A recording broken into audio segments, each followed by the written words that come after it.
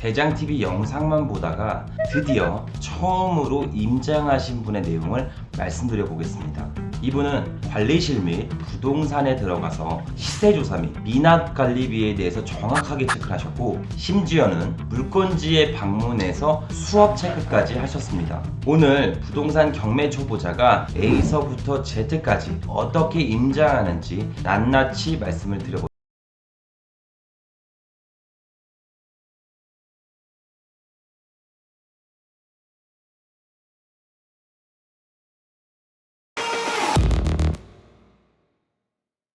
자, 반갑습니다. 대장 김상준입니다. 자, 오늘은 저희 대장TV 안에 컨텐츠인 아바타 및 다마고치 영상을 보고 처음으로 부동산 임장을 하신 분의 사연을 다 같이 공유해 보도록 하겠습니다. 관리실 방문부터 부동산 임장까지 모든 내용을 공유할 예정이니까 정확히 보시고 많은 도움이 되셨으면 좋겠습니다. 자, 메일 내용 바로 읽어보도록 할게요. 대표님 안녕하세요. 저는 50살이며 이제부터 제2막이라는 거창한 슬로건으로 내걸고 열심히 살고 있는 워킹맘입니다. 얼마 전부터 시작한 초보 유튜버라 폰을 끼고 사는데 우연히 대장TV를 알게 되었고 정말 순식간에 몰입되면서 요즘은 대장님 영상 보는 낮게 살고 있습니다. 경매는 공부가 아니라 A서부터 Z까지 빠르게 한 사이클 경험해보는 것이 중요하다는 말이 그 어떤 응원보다 큰 힘이 되었고 강한 도전의식이 생기더라고요. 이분이 생각하신 것처럼 부동산 경매는 공무원 공부 준비하듯이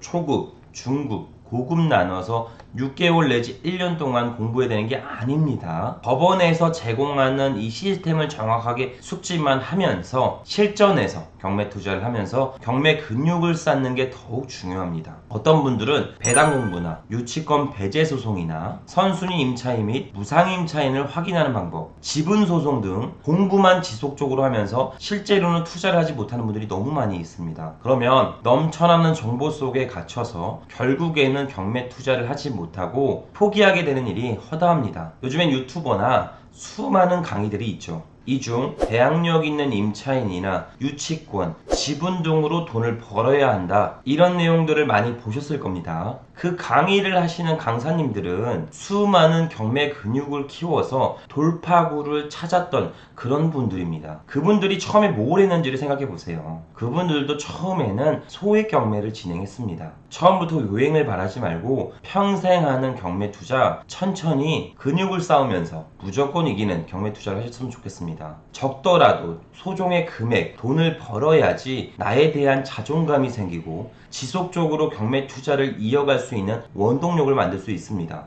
즉, 경매 투자는 말소 기준 권리를 정확하게 배우고 선순위 임차인, 즉 낙차로 인수되는 임차인이 있는지 이 정도만 파악하고 원사이클을 빠르게 돌리는 데 집중하셨으면 좋겠습니다. 이야기가 길어지니까 메일 내용 계속 읽어보도록 할게요. 대표님이 말씀 주신 대로 첫 시작은 제가 살고 있는 지역 부산으로 선정해요 물건을 보게 되었습니다. 외곽 지역이지만 역에서 가깝고 초등학교도 근처에 있는 아울러 아파트를 몇 날 며칠을 검색하다가 드디어 셀렉하여 지하철에서 내려보니 걷기에는 한 15분 정도 거리, 버스를 타자니 애매한 역세권 아파트였어요. 제일 먼저 미납관리비를 알아보기 위해 관리사무실로 방문했습니다. 소장님이 그 아파트에 대해서는 꽉 꿰고 있더라고요. 이것저것 궁금한 걸 여쭤보니 줄줄줄 꽤 많은 것을 말씀해 주셨습니다. 제 경매에는 임차인이 살고 있고 다행히 미납관리비는 없다고 하였습니다. 추가적으로 소장님이 아까 지나가면서 해당 호실 임차인분을 만났고 지금 가보면 만날 수 있을 거라는 팁도 얻게 되었어요. 그래서 한 번의 망설임도 없이 바로 물건지로 향했습니다. 지속적으로 임장하는 것을 상상하며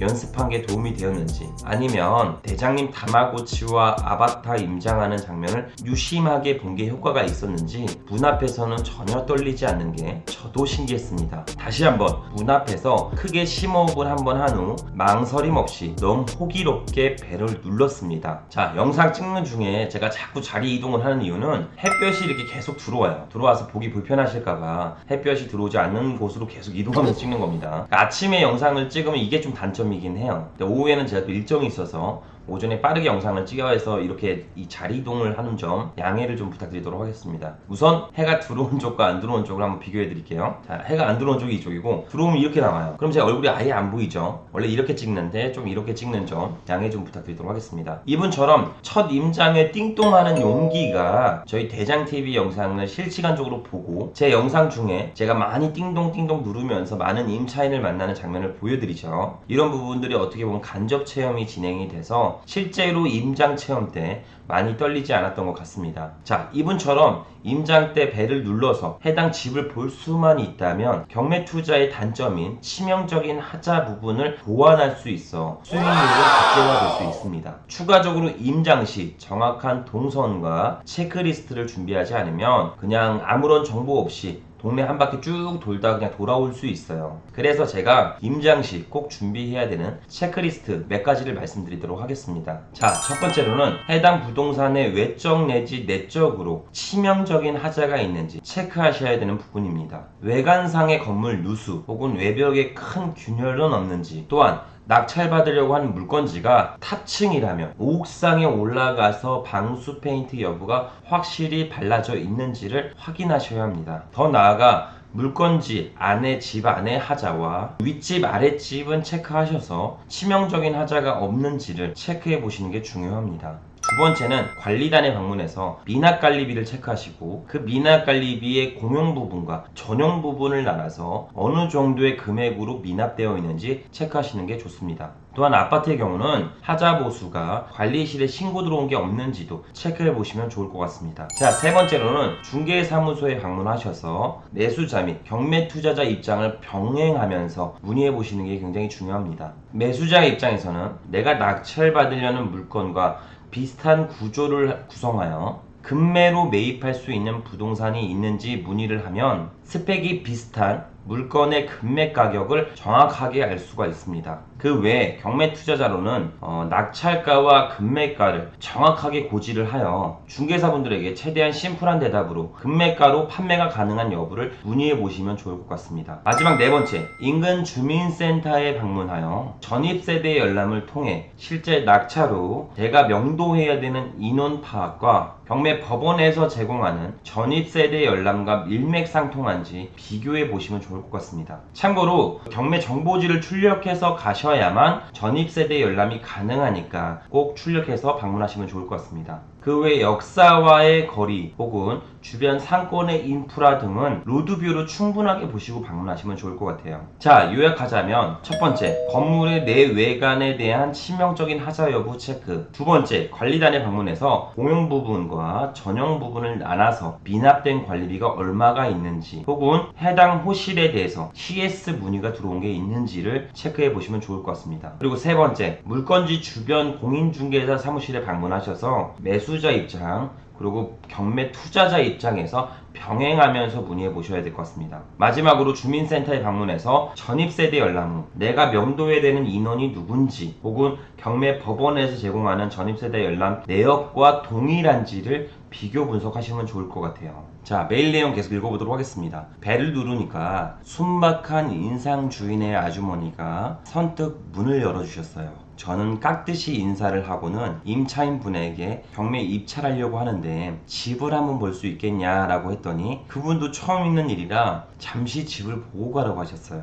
집 내부를 보니 물 새는 것도 없고 통풍이 잘 돼서 곰팡이도 전혀 없었습니다. 추가적으로 수압도 괜찮다고 하더라고요. 12층이라 그런지 햇빛이 잘 들어와서 집이 밝고 화장실이 잘 수리가 되어 있어서 제가 생각했던 것보다 양호했습니다. 그 와중에 물 한번 틀어봐도 될까요? 라고 물어보고 양해를 한 뒤 슬쩍 수압 체크도 했네요. 좀 더 꼼꼼하게 살펴보고 싶었지만 신뢰가 될 것 같아 인사를 하고 나왔습니다. 근데 갑자기 대표님이 말씀 주시던 게 생각나더라고요. 그래서 제가 다시 임차인분에게 문의하여 현재 사시는데 불편함이 없으면 낙찰 후 저와 재계약하는 게 어떻겠냐 문의를 해보았습니다. 그러니까 임차인분이 남편과 상의해보겠다고 연락처를 남기고 가라고 하더라고요. 그래서 준비해간 메모장에 얼른 적어주고 집 구경해서 너무 고맙다고 몇 번이나 인사를 하고 나왔네요. 자, 이분처럼 배를 눌러서 집 내부를 보는 경우가 허다하게 많이 일어납니다. 근데 우리는 배를 누르기 전에 최악의 상황만 시뮬레이션 그려보면서 집안 내부를 볼 시도조차 못하게 됩니다. 만약에 배를 눌렀는데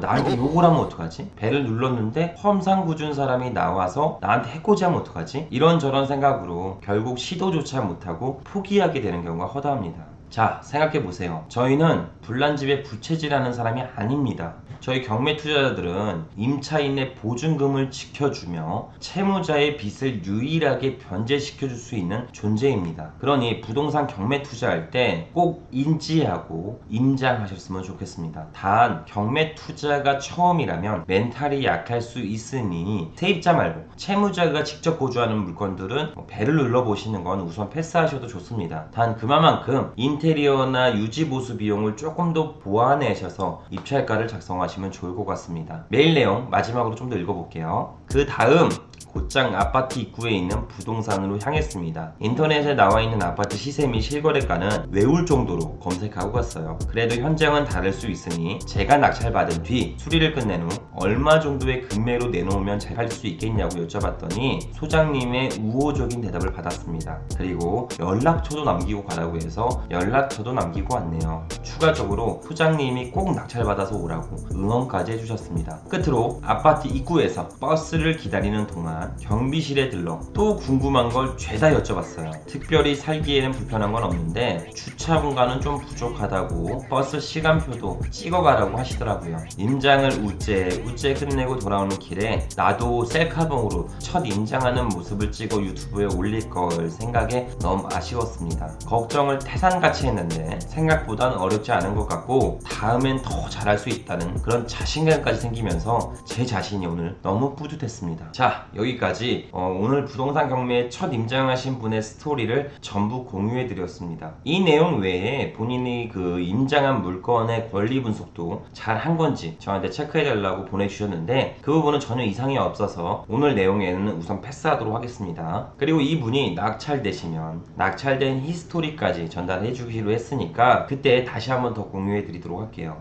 참고로 경매 투자 시 모든 에너지는 분산해서 수입의 출처를 다변화하셔야 되니까 블로그 및 유튜브를 통해 경매에서 느낀 거, 배운 거, 그리고 향후 지속적으로 참고할 만한 내용들을 기재하여 다양한 분들에게 도움이 되고 나 또한 지속적으로 참고할 수 있는 내용들을 기재함으로써 향후 수입의 출처를 좀 다변화하는 작업을 가지셨으면 좋겠습니다. 내 유튜브나 블로그를 통해 누군가에게 도움이 된다면 그것은 나에게 곧 돌아오는 부메랑처럼 가치 있는 일이 될 수 있어요. 그러니 꼭 경매 투자할 때 유튜브는 힘들더라도 블로그를 만들어서 나만의 투자 노트를 만들어 보세요. 그러면 이 투자 노트가 언젠가는 나에게 큰 힘이 될 것입니다. 자, 이분은 첫 임장치고 많은 것을 얻게 돼서 앞으로 더욱더 향상된 경매 투자를 하실 수 있을 거라 꼭 생각이 듭니다. 보통의 경우 열심히 임장하고 폐차하면 경매 투자를 포기하시는 분들이 다소 있어요. 그 이유로는 임장할 때 교통비 나가고 걷기 힘든 지역이라면 택시도 타게 되고 부동산 및 물건지에 방문해서 띵동띵동 누르거나 직접 방문해서 문의를 해보면 좋은 소리를 듣지 못해서 멘탈이 깨져 집에 돌아가는 길이 허다하죠. 그리고 힘든 몸을 이끌고 집에 도착하면 가족들이 또 왜 사서 고생을 하냐, 거봐라 내가 하지 말라고 그랬지 네가 해서 되겠냐, 이런저런 소리를 들으면서 하루가 마무리됩니다. 그래도 임장한 게 아까워서 입찰을 해보고 결국엔 폐차를 하게 되죠. 그럼 이게 나만 맞지 않는구나 이런 생각을 하면서 경매 투자를 포기할 수 있습니다.